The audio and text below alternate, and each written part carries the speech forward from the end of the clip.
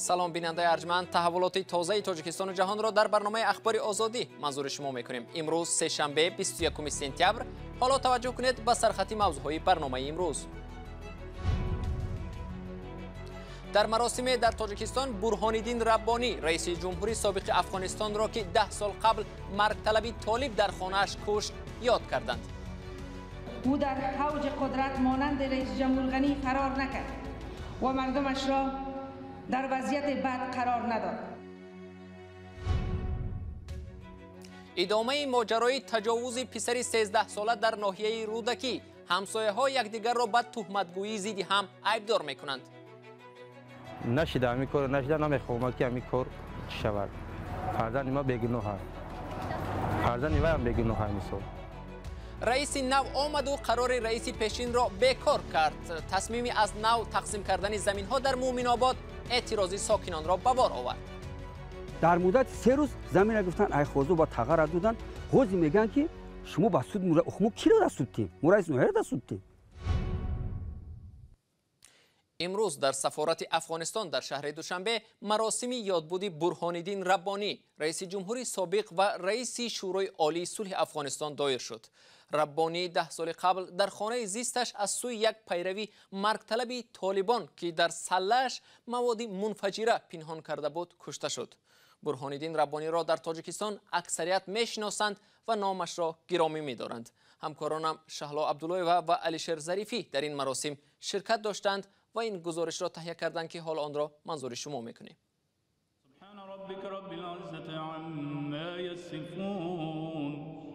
این دعا را در حق برهان‌الدین ربانی خواندند.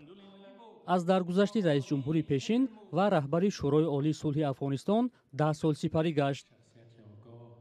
صبح امروز در یک همایش در سفارت افغانستان در تاجیکستان از او یاد کردند و از کارنمایی‌هایش گفتند. رهبر شهید استاد پروفسور برهان‌الدین ربانی یکی از رویدادهای بزرگ تاریخی امان و انتقال مسالمت آمیز قدرت را رقم زد و این سنت نیکو را به پایه‌گذاری گذاشت. او در اوج قدرت مانند رئیس جمهور غنی فرار نکرد و مردمش را در وضعیت بد قرار نداد. قرار بود در این مراسم برخی از منصبداران حکومت قبلی افغانستان از جمله صلاح‌الدین ربانی پسر برهان‌الدین ربانی شرکت کند. در سفارت گفتند صلاح‌الدین ربانی را دعوت کرده بودند ولی دلیل حاضر نشدن وی را شرح ندادند.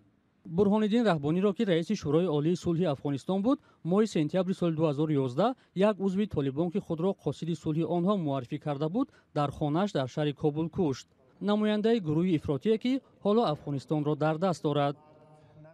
محمد علم ازیدیار معاون رئیس سنات افغانستان گفت کشورهای منطقه و همسایگان افغانستان باید تهدید و خطرهای طالبان را جدی بگیرند زیرا آنها با اشغال افغانستان آرام نمی‌ایستند.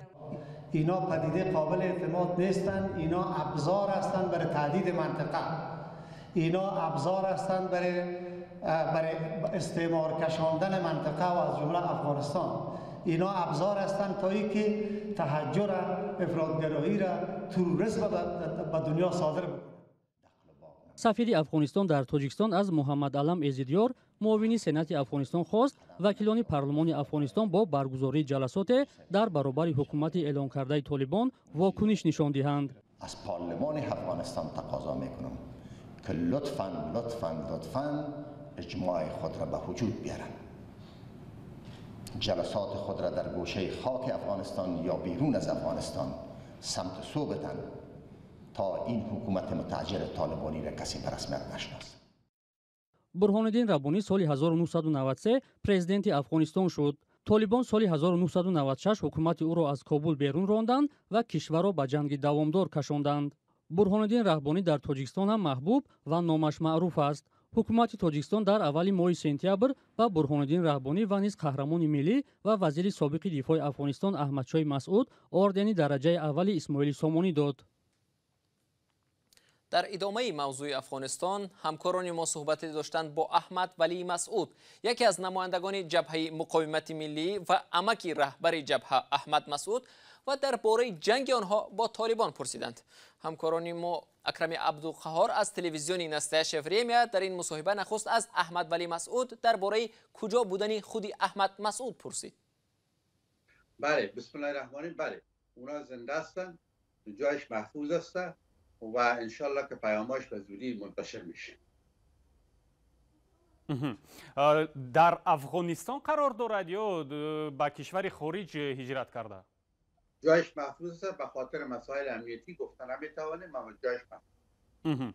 قبل از فتح منطقه های مهمترین پنشر از سوی طالبان، جبهه مقاومت ملی خیلی زیاد در باره غیر امکان بودن ضبط این دره میگفتند. سبب در یک مدت کوتاه از دست دادن نقاط اساسی پنشر در چی است؟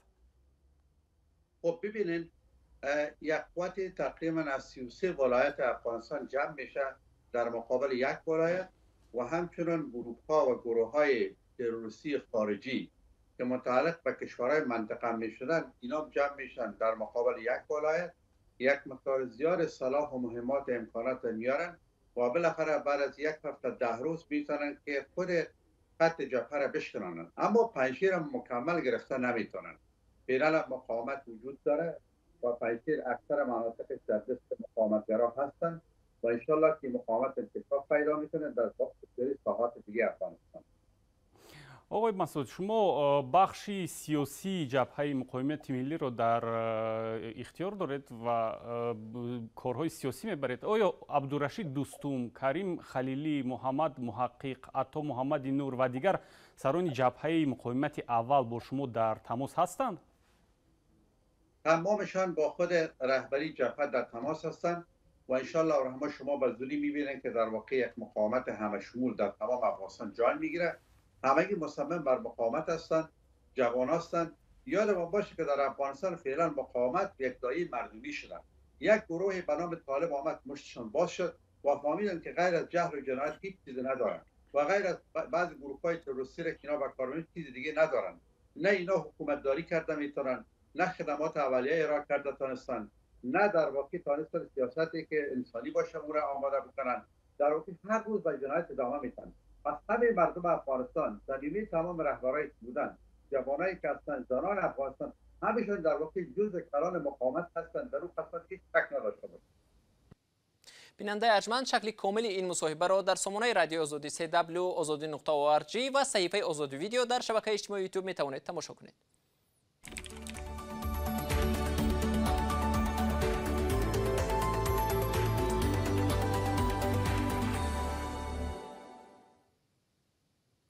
ماجرای آزار جنسی یک پسر 13 ساله از سوی یک جوان 18 ساله در ناحیه رودکی ادامه پیدا کرد. بنابر دعوای مادر نابالغ جبر دیده، دادگاه عالی تاجیکستان حکم دادگاه زینه پایان را به اعتبار کرده دستور داده است که قضیه از نو سنجیده شود. این در حالی است که هر دو جانب دعوا با هم خویشند و در همسایگی زندگی می‌کنند. پیچیدگی این قضیه را در گزارش همکارم شهلا عبدالله‌ای ببینید. پدر یک جوان 18 ساله میگوید از قرار دادگاه عالی با دستور بیکار کردن حکم دادگاه زینه پایانی نگران شده است. این حکم به پسرش ربط دارد که ماه نوامبر سال گذشته دادگاه ناحیه رودکی او را با عیب‌نامه حرکت‌های بداخلاقانه نسبت یک پسر نابالغ به 160 ساعت کار اصلاحی محکوم کرده بود. پس از شکایت‌های جانب جبردیده، دادگاه عالی این قرار را بیکار و با گمان حرکت زورآوری دارای خصوصیت شهوانی پرونده باز کرد که تا 20 سال زندان را پیش بینی می‌نماید. اسپرتیزم طبی را به نظر نمی‌گیرند. اسپرتیزم طبی تازه برآمدگی. در قرار دادگاه عالی دلیل بیکار کردن حکم زینه پایانی تفتیش ناپوره و به نظر نگرفتن بعضی جزئیات قضیه گفته شده است. این مرد ادعا دارد که مادر نابالغ با خانواده آنها خصومت دارد و بنابراین پسر او را تهمت کرد. 1.5 سال پیش قطعی اویله ما خصومت مثال یک کیبر داشت، کیبر همسایه در بدیوال دختری با خاله اویله ما میشود. کیبر داشت، چی داشت که مثال همین جنگ جنجال شید، همین گپ قپیده. ادعایی که مادر نابالغ 13 ساله آن را به اساس خوانده میگوید پسرش در چند حالت از سوی ابزار شونده آزار جنسی دیده است. رادیوی آزادی آخر سال گذشته از این قضیه گزارش داده بود. آن زمان مادر پسر جبر دیده نقل کرد که پس از شکایتش به پلیس شوهرش از او جدا شد. حالا این زن نمیخواهد درباره این قضیه بیشتر صحبت کند. شوهر سابق او فرزندش را جبر دیدن نمی‌یابد و تاکید می‌کند که پافشاری مادر کودک باعثی از همپاشی اویلش گردید. اگر کار می‌شد من خودم شکایت می‌کردم، نه که کار نشده بود. فرزند ما بیگناه است. فرزند وی هم بیگناه است مثال. جانب‌های بحث پیوند خوش و تباری دارند و حالا هر دو طرف خود را حق می‌حسابند. در نظر است روزهای نزدیک مرافعه دادگاهی برگزار گردد. سالهای آخر خبرها از آزار جنسی نابالغان بیشتر رسانه‌ای می‌شوند. در اکثر حالت حامیان حقوق کودک بر این تاکید می‌کنند که مقامات تفتیشاتی و دادگاهی در چنین بحث‌های حساس باید منصفانه عمل کنند. یک تصمیم مقامات ناحیه مومن‌آباد درباره تقسیم زمین گروهی از ساکنان این ناحیه را نگران کرده است. رئیس نوی ناحیه قرار همتای پیشینش را که 12 سال پیش صادر شده بود بیکار کرده است و در نتیجه 200 عائله از حق استفاده زمین محروم ماندند. در تاجیکستان موضوع تقسیم و استفاده زمین سالها باز موضوع داغ باقی میماند که باعث بحث و دعوا و ماجرا بین ساکنان می شود. محمود جان رحمتزاده از جزئیات بحث زمین در مومن‌آباد گزارش می‌دهد. ساکنان دهه صدبرگاه ناحیه مومن‌آباد هر روز همین گونه جمع می‌شوند و از اینجا به در حکومت ناحیه و نهادهای عدلیه می‌روند. آنها می‌خواهند زمین‌هایشان را برگردانند. رئیس ناحیه مومن‌آباد لطفیه شریفزاده قرار رئیس پیشین ناحیه را که 12 سال پیش برآمده است بیکار کرده زمین آنها را به کسی دیگر داده است. گپسری 230 هکتار زمین می‌رود. همین 200 خواجگی که در اینجا از اینجا استفاده می‌بود، نه فقط سهم دوم. ما سهم داشتیم بعد گرفتن قلم بعد گرفتن چیم همون زمین باز در اختیار همین محل میشه، اما همین محل استفاده می‌برد. بعد گرفتن سهمو باز گو می‌چلوندن پادچرم که پادچر استفاده می‌بردن. اعتراض ساکنان از ماه ایون به این سو ادامه دارد. در نتیجه آن دادستان ناحیه 7 ایون سال 2021 قرار رئیس ناحیه را بیکار کرد، ولی مشکل حل نشد.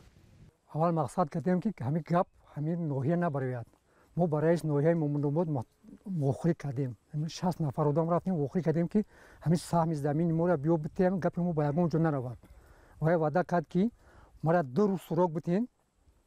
ما دوره زمین فیرود میکنم، حقوق شناسا را فیرود میکنم، مصلحت میکنم، همین کارو حل میکنم. از جانب صاحبکاران رئیس ناحیه مومن‌آباد لطفیه شریفزاده قرار خود را اشتباه نامید و در نشست مطبوعاتیش در ماه ایول گفت از جزئیات آگاه نبود. رئیس ناحیه یگان طرح زمین نمیرود چین کنه و قرار ببره. در پشت قرار تمام اجرا کننده ها شروع از ارکیتکتورات، از سرمعمار، از کمیته زمین، حقوق شناسی مقامات اجراییه، روبر دستگاه رئیس ناحیه و معاون ساحه کشاورزی رئیس ناحیه در پشت قرار امضا میکنند. سپس قرار رئیس ناحیه به امضا رسانیده می شود. ولی صاحبان زمین میگویند باور ندارند که زیردستان رئیس چنین کار را به دستور او انجام داده باشند. آنها این دلیل را هم میارند که چرا تا حال اشتباه اصلاح کرده نشده است. در مدت 3 روز زمین را گفتن ای خوزو با تغر را دادن. حوض میگن که شما با سود مو کی را دست دادید؟ رئیس ناحیه دست دادید. اعتراضگران مومن‌آبادی میگویند که در صورت ادامه کردن چنین حالت یک روز جمع شده به دوشنبه به نزد قصر پرزیدنت میروند تا شکایت خود را رسانند. محمود جان رحمتزاده، آزادی، مومن‌آباد. قرار است تاجیکستان با یاری اتحاد اروپا در موضع خیرمنجای ناحیه شمس‌الدین شاهین برای پناهندگان افغان یک اردوگاه بسازد. دهه خیرمنجا در سرحد با افغانستان جایگیر است. در این باره یک منبع در حکومت ناحیه روز 21 سپتامبر به رادیو آزادی خبر داد. و بیننده ارجمند، وقتی برنامه اخبار آزادی اینجا با پایان میرسد. تشکر از شما که تا این لحظه ها با ما بودید. خبر و گزارش های دیگر را در سامانه رادیو آزادی www.azadi.org بخوانید و در صفحه آزادی ویدیو در یوتیوب ببینید. تا ملاقاتی بعدی، خدا نگهدارتان.